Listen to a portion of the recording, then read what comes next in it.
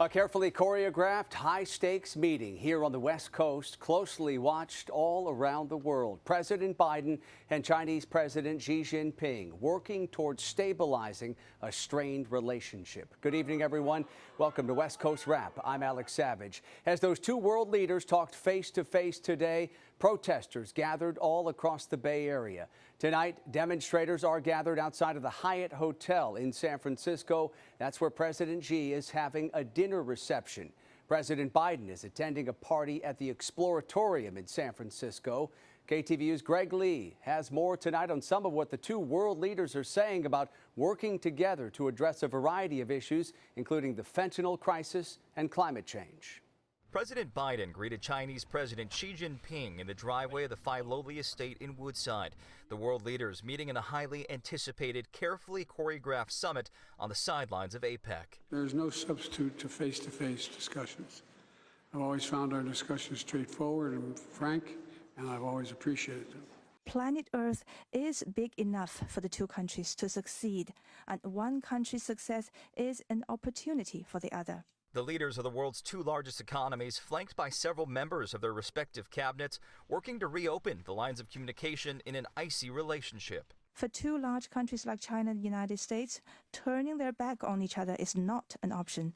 It is unrealistic for one side to remodel the other, and conflict and confrontation has unbearable consequences for both sides. I think it's paramount that you and I understand each other clearly, leader to leader, with no misconceptions or miscommunication. We have to ensure that competition does not veer into conflict. Ahead of the meeting, the U.S. and China announced a statement of cooperation to work towards ramping up renewable energy sources to combat climate change.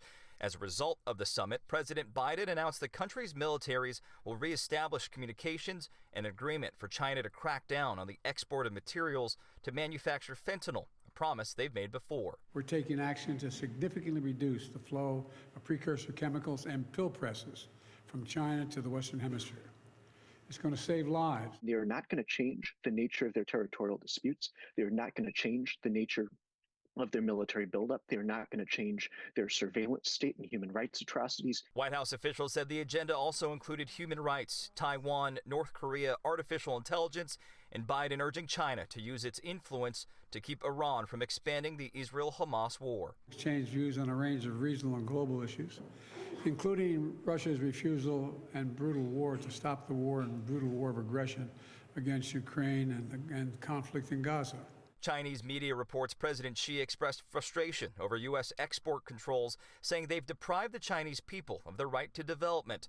Republicans urged the president to further challenge Beijing, especially amid China's slumping economic recovery. They've got a long-term problem because they're seeing a reduction in foreign direct investment in China. We've got lots of allies. They don't have a lot of allies. I think that China is in a weaker position. A senior Biden administration official told reporters a big part of why President Xi came to the U.S. was to court American CEOs and show them China is open for business. If we see the CEOs, after meeting with Xi Jinping, decide that it is no longer wise to invest in that country, it is no longer wise to engage with that country, we will have reached an important turning point. We're going to continue to preserve and pursue high-level diplomacy at the PRC in both directions, keep the lines of communication open. President Xi is attending that dinner with American CEOs tonight. President Biden, for his part, is scheduled to speak at the APEC CEO Summit tomorrow. In Woodside, Greg Lee, KTVU, Fox 2 News. And to stay on top of the latest developments coming out of the APEC Summit in San Francisco, you can head to our website. That's westcoastwrap.com. A federal jury in San Francisco started deliberations today in the trial of the man who's accused of attacking Paul Pelosi with a hammer. Closing arguments wrapped up this afternoon. Defense attorneys for David DePape argued that break-in and assault doesn't qualify as a federal crime because DePape intended to target Nancy Pelosi because of a conspiracy theory that suggests she's part of a child sex trafficking operation, not because of her official duties as Speaker of the House at the time or a member of Congress.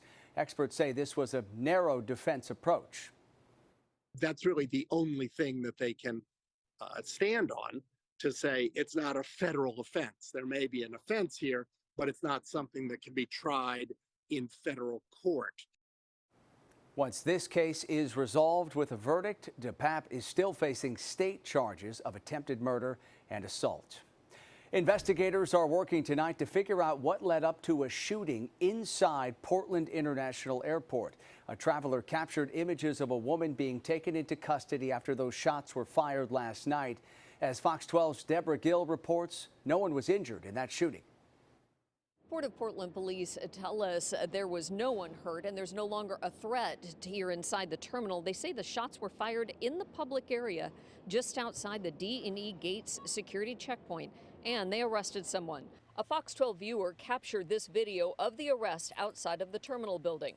Port of Portland police say they arrested 47-year-old Laura Marie Patterson of Kennewick. Investigators say she walked out of a restroom adjacent to the pre-security area of the DE Concourse checkpoint and fired a handgun into the air. We talked to the woman who captured the video. She tells us she had just gotten off a flight at about 11 last night when she heard 3 bangs and then people running. The first thing I saw was people turning and running toward me just in a panic, and I thought, are they late for their flight or what's going on? And then I heard like 3 bangs and everyone turned toward me and started running back toward the plane away from the noise, and I heard 4 more shots. So I went to hide behind a wall with some other women, crouched down, not knowing if somebody was going to come find us. She says many people just dropped and abandoned their luggage to go hide or escape. She says the pilot of her flight told them to go back onto the jet bridge for safety. She said it was crowded and everyone was scared. I was like the second to last person inside the door, shaking, couldn't breathe, like thinking if they open this door, I'm going to be the first one to be shot. So somebody else opened the door to get out, and I bailed. I grabbed my stuff and I went and hid around the corner all by myself. When she got outside, she witnessed the arrest and said she asked the officer if that was the shooter, and he told her, yes, it was. Laura Marie Patterson is now in the Multnomah County Jail facing charges ranging from reckless endangering to attempted murder. Port of Portland police tell us the TSA checkpoint was shut down until 3 o'clock this morning for the investigation. At PDX, Deborah Gill, Fox 12 Oregon. The woman who forced an American Airlines plane to return to Phoenix after takeoff will have to pay a $39,000 fine. That order is part of Kayla Ferris's sentence for disturbing the flight, which was headed to Hawaii last year. Prosecutors say Ferris started using profanity and threatened the plane's crew during that flight. The pilot redirected the plane back to Phoenix because of the disturbance. Ferris's sentence also includes 3 years of supervised probation. She will need to get special approval before boarding an aircraft while she is on probation. Much of the West Coast is getting another round of rain. These are images from Northridge, California, near LA, showing the showers and the wet roads earlier today. Despite the rain, California transportation officials say repair work on that damaged section of Interstate 10 in Los Angeles is ahead of schedule. Remember, that massive fire burned directly under the freeway over the weekend, causing the damage. Work crews are expecting repairs to be completed within 5 weeks. And today, LA Mayor Karen Bass urged commuters to be patient as they drive around that closure. So my message to Angelinos is, number 1, use public transportation. Number 2, telecommute. Number 3, stay on the freeways, pay attention to your apps, avoid the surface streets, because our surface streets cannot accommodate 300,000 riders. And there were some questions about how the wet weather in Southern California might affect that ongoing repair work. For more on how much rain we can expect there in the LA area and all across the West Coast, let's bring in KTVU meteorologist Roberta Gonzalez, who is tracking these latest systems. Roberta? Who says it never rains in Southern California, right? Hey, Alhambra picked up about 0.3 of an inch of rain today. That's a lot, and that's right where I-10 ends. And this is the same area low pressure that's affecting the San Francisco Bay Area as well. Look at the waves of rain showers right there around the Long Beach area. LAX today picked up just shy of 1/10 of an inch of precipitation, and this will begin to taper off tomorrow. But there is more rain in the forecast all the way until about Friday and Saturday. So you have that break on Thursday in Southern California, but you could see it lifts all the way into the San Francisco Bay Area as well. It's all associated with that same area low pressure that's been meandering off the coast of California. So again, if we want to play this out, and this West Coast forecast has been pretty accurate. Rain for San Francisco for Thursday, no rain for Los Angeles, but the rain will continue to amp up and ramp up on Friday across Southern California. We're going to talk more about totals, and Alex, that's coming up a little bit later in this broadcast. I'm on the top floor of a ferry. It doesn't look like the top floor of a ferry from this video. Coming up tonight on West Coast Wrap, the frightening moments caught on camera showing a vessel carrying nearly 100 people as it's sinking. Also, Major League Baseball's owners are preparing for a huge vote tomorrow that could shake up the sport. We'll check in with a journalist who is covering the owners' meeting in Texas. That's where a decision is expected to be made tomorrow about the A's move to Las Vegas.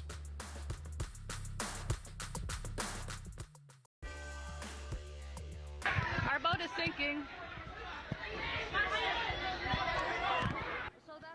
Frightening moments off the coast of the Bahamas, all caught on camera. At least one passenger on this ferry that sank yesterday was from here on the West Coast. Another passenger recorded these images before the vessel went underwater. Passengers wearing orange life vests stayed on the ferry as long as they possibly could. Many were seen jumping into the water in an effort to swim to another nearby boat. And tonight, authorities say a 75-year-old woman from Colorado who was on that boat died. How she died exactly remains under investigation. 2 other people on the boat were hospitalized. According to the Nassau Guardian, the ferry started to take on water after it encountered rough seas. Tonight, Las Vegas police are searching for 2 more people wanted for questioning in the deadly beating of a teenager near a high school. Police have already arrested 8 teenagers for that attack on their classmate, 17-year-old Jonathan Lewis. And today, authorities released blurry images of 2 other people they're calling persons of interest in this case. As Fox 5's Kim Passoth reports, investigators believe the teenager was beaten to death after coming to the defense of another student. We have 8 suspects in custody for the murder of Jonathan Lewis. Nearly 2 weeks after the brutal attack on 17-year-old Jonathan Lewis, classmates at Rancho High School, ages 17 to just 13 years old, were taken into custody. After the fight occurred, he was laying unconscious and unresponsive in the back alley, and a citizen nearby saw him, began attending to him, and carried him back to Rancho High School, which is what prompted the initial 911 phone calls. The fight happened right after school on November 1st. It is directly east of Rancho High School. Investigators say it was over a pair of stolen wireless headphones and possibly a marijuana vape pen. The 17-year-old victim stepping in to defend a smaller student. And the minute the punch is thrown with that person, 10 subjects immediately swarm him, put him into the ground, and begin kicking, punching, and stomping on him, not defending himself, and to the point where he becomes unconscious. Investigators say though the students were different races, there is no evidence this was a hate crime. If this was a hate crime, there would be someone getting arrested for charges related to it being hate crime. Monday, Fox 5 spoke with Lewis's dad, who says that justice will take much more than just the arrests of the attackers. Justice is a deep, deep thing for me, and there's a lot more to it than just these kids going to prison. Justice to me is what is the community going to do about this? You know, when are people going to wake up and start having some compassion for one another and have some empathy and actually have a sense of community and actually work towards real solutions for these children that are just going absolutely mad. And that was Fox 5's Kim Passoth reporting for us tonight. All of the suspects already arrested in this case have been booked on murder charges. Los Angeles police have uncovered 50 stolen luxury bags after busting an illegal fencing operation in the Granada Hills area. Police found those bags and a significant amount of cash when they executed a search warrant back on November 1st. Police arrested 51-year-old Carla Sunseri, who was booked and then released on 0 bail. According to investigators, a majority of those stolen purses were from home break-ins across Southern California. Police say they are looking for the owners of those bags and that this is still an active investigation. In San Jose, millions of dollars in state grants will be used to curb retail theft ahead of the holiday shopping season. The one-time grant will put $8.5 million toward increasing police foot patrols and bike patrols in business corridors. There will also be an additional 300 license plate reader cameras that will be installed across the city to help identify suspects when there is a crime. The Santa Clara County DA's office also received $2 million, and it has created a team focused on combating organized retail theft. We've already had several successes, including prosecuting 5 individuals for committing smash and grabs at a local jewelry store and an organized group hitting a major cosmetics retailer. San Jose's mayor also says the city has doubled its police officer hirings. Bitter cold in parts of Alaska tonight. This is video posted on Twitter, X, showing snow falling early this morning in the city of KTVU. That's along Alaska's northwest coast, where temperatures dip to about 8 degrees today when you factor in the wind chill. For more, let's bring in KTVU meteorologist Roberta Gonzalez tracking conditions across the west. That is chilly. Alex, you said 2 words that got my attention: bitter cold, right? Okay, let's take a look at some of the other numbers around the Pacific Northwest and the West Coast. We're talking 49 degrees in Seattle today. Yeah, that sounds chilly, but that's pretty seasonal for this time of the year. All right, San Francisco topped off at 66 degrees. Again, another seasonal day. And Los Angeles, right there at LAX, just shy of 1/10 of an inch of precipitation today. 72 degrees with the rain showers. This is our satellite imagery. This is live data here. You're seeing that the rain showers are from the Bay Area all the way into Southern California. In the Los Angeles area, the most precipitation I picked up today was about 3/10 of an inch, a little over than that. But even Avalon in the Catalina Island picked up about 1/4 of an inch of rain right there offshore. Meanwhile, as we go up the coast, Santa Barbara, light rain showers today. And then we head all the way into the Bay Area. Santa Cruz so far has picked up over 3/10 of an inch of rain as well. And more rain is coming. This is our futurecast, and it's been pretty spot on. Even though this is a very complex area of low pressure, the center, the core has just been circulating right off the coast here, just meandering. It's been anchored. The first wave of rain showers really to hit the Bay Area today, all the way into Monterey Bay and to Carmel. This is all lifting up through Mammoth Mountain with sleet and will progress up towards the Greater Lake Tahoe area. We'll get a bit of a break on Thursday in the Los Angeles area, but more rain fuels into the Northern California area all the way up into Mendocino County for Thursday, Friday, and on Saturday. By the time all is said and done, another 3/4 of an inch of rain in San Francisco, just over 1/10 of an inch of rain in Los Angeles, just enough to really wet the roadways and make it a little bit on the messy side. Las Vegas has some rain showers from this area of low pressure as well. Now, the forecast does call for the Seattle area to stay a little above average by Friday and Saturday. The Bay Area, rain on again, off again through Saturday. There you have the Los Angeles forecast with more rain by Friday, tapering off during the day on Saturday. And Phoenix, you're looking good with lots of sunshine and on Saturday in the mid-70s. All right, Roberta, thank you. Well, by this time tomorrow night, we should see race cars on the Las Vegas Strip. Coming up tonight, new plans taking shape for those crowds coming into town to watch the races. We've learned at least one dog died in a fire this week at a pet daycare in Seattle. Originally, the owners of that facility said every pet was accounted for in the fire that started Monday night, but one pet owner disputes that. Allison Scarborough says she dropped off her dogs at the daycare. After the dogs were released during the fire, she says Georgie was found dead along the side of a freeway, and her other dog, Remy, remains missing tonight. 2 humane societies in Arizona are considering legal action against a breeding company after animals were used as food. As many as 260 small animals were supposed to be placed up for adoption, but instead they were frozen and fed to reptiles at a Metro Phoenix farm. The Humane Society of Southern Arizona fired its CEO last month and also accepted the resignation of its chief operating officer.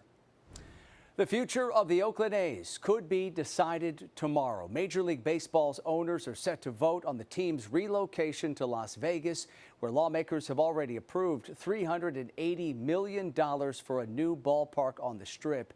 That vote is happening at the owners' meeting in Arlington, Texas. And I talked earlier tonight with Mick Akers, a reporter from the Las Vegas Review-Journal, who is in Texas covering this crucial vote. He says MLB Commissioner Rob Manfred is scheduled to hold a news conference tomorrow. I'm sure before his news conference, it's going to get out, the results of that. But right now, just everyone you talk to, it's trending towards everyone's pretty much saying it's going to be a yes vote. So they need 75% of the 30 MLB team owners, which is 23 of the owners, to say yes. And they'll all but, have their bags packed and ready to go to Las Vegas. Vegas is one of the most popular tourist destinations in the world without sports. Now that we've added it in, it's added a new factor for people to come in. So, pretty much, if we're getting this intel saying it's most likely going to be a yes. I think they're looking at the report and they're seeing mainly positives out of that. Even if we get the Major League Baseball owners approving the relocation bid, there are still other hurdles that have to be cleared, and there are clearly going to be some legal challenges here to this relocation, not the least of which is a plan by a political action committee called Schools Over Stadiums, which is closely affiliated with one of the big teachers unions there in Nevada. They plan to file a lawsuit to block the stadium funding measure that was approved by lawmakers for that $380 million for the ballpark. What are the issues they're planning to raise in that lawsuit, and what's the likelihood that it has any success? Yeah, so first we're going to file a petition to get this on the ballot in 2024. The A's filed suit against that, and that was decided by a district court judge that they threw it out saying they didn't have enough of the language from Senate Bill 1, which is the funding mechanism for the public financing for the stadium. So they came back and said, hey, we found 5 things that we think are in conflict with the state constitution as far as this bill. They pointed them out, mainly, some of the things they might be on the hook for county financing, which they're not supposed to. Some other, forms of funding mechanisms that they said, hey, this doesn't work out with the Constitution. But Akers tells me lobbyists representing the A's say the team is still confident the courts will ultimately decide that the ballpark funding measure passed by the legislature is in fact constitutional. The world's largest spherical structure has plans to get in on some of this week's Formula One racing fun in Las Vegas. The Las Vegas Sphere announced today it will show images of Saturday's main event on the exterior of its venue. Plans for a live display mark a first for the Sphere. Since September's opening, the venue's exterior display has been cycling through a variety of images, and that is going to be something to see those races up there on that massive Sphere in Vegas. That does it for West Coast Wrap tonight. You can always follow all the stories that we are covering at westcoastwrap.com. We appreciate you watching tonight. We'll see you back here tomorrow night. Have a good one.